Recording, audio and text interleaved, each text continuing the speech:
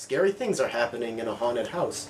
Items are moving, creaks can be heard on the floor, people are behaving rather strangely. I'm Rob, and all I have just mentioned are ingredients that are part of the 1973 haunted house film, The Legend of Hell House, as part of R&B Review's October Rants on Horror Films out on DVD.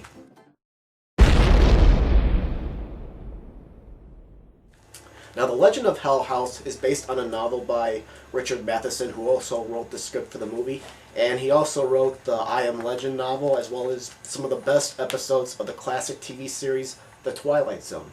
Now, the story for this film is that an older man has bought an old, decrepit house called the Belasco House, better known in the area as Hell House, because of some of the terrible occurrences that had happened in that house decades before.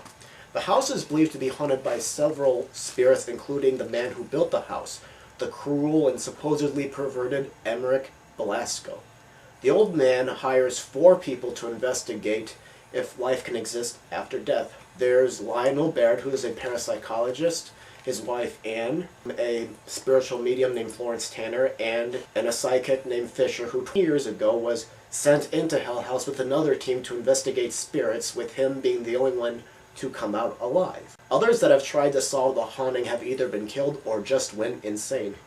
Now, many people find similarities between this film and another story called The Haunting of Hill House by Shirley Jackson that was also made into movies, including the classic 1963 film The Haunting. The Legend of Hell House I don't think comes as close to being as good as The Haunting, but on its own I think it is a pleasing entry with the other haunted house movies, and it does have some great elements, including all 4 of the leading actors.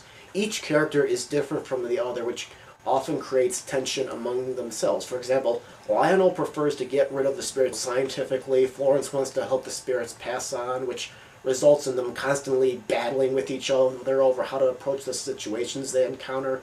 Fisher is there just for the money, he doesn't get too involved in the investigations, and he believes the others are just wasting their time trying to investigate the house, and Anne, unfortunately, is often stuck in the middle, not sure who to believe.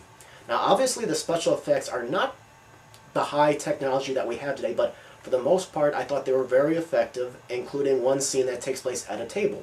The house and the sets felt very authentic, and I felt like I was actually inside an old house than sets on a soundstage. Now, did the film scare me at all? It did, but I found the mystery of the house to be a little bit more fascinating. The film doesn't overdo showing the spirits. You do get objects moving around and breaking by themselves, and people getting possessed. However, I think what keeps the film from being a classic like The Haunting is really that I don't think it really does a whole lot to really stand out as much. The photography to me felt a bit flat, and I felt that the pacing was slow in spots, especially in the middle. And the usually reliable actor Roddy McDowall as Fisher really goes over the top in a major scene near the end. But while the film does have a somewhat effective eerie mood, I also thought that perhaps with a little more effective direction, the film, it could have created an even more powerful atmosphere. Despite that, I am recommending the movie. Is it the greatest haunted house films? Not quite. I mean, is it a bad picture? No, I don't think so. Is it scary?